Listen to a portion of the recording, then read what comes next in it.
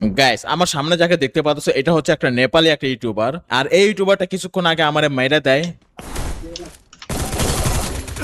আরে এই যে আপনারই মারছে, দেখেন আপনারই মারছে। ও গাড়ি নিয়ে যাচ্ছিল, তো আমি কি তাকে মাইরা আমার মায়ের প্রতিশোধটাকে নিতে পারবো নাকি উল্টো তার কাছে পিটুন খাবো? আর এই ইউটিউবারের সাথে সামনে এমন কিছু ঘটতে যাচ্ছে যেটার জন্য ভাই আমি মোটে প্রস্তুত ছিলাম না। কি ঘটনা ঘটেছিল গাইস তোমরাই দেখো।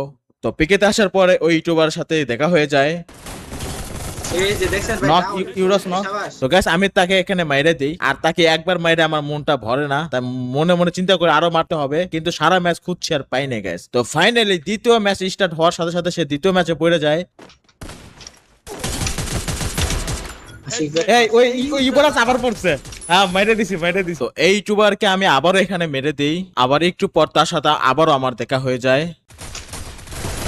ইউবরাজটা মাইরে দিছি। এই ইব্রাহিম ভাই, একবার মারার জন্য তাকে আমি তিনবার মারছি।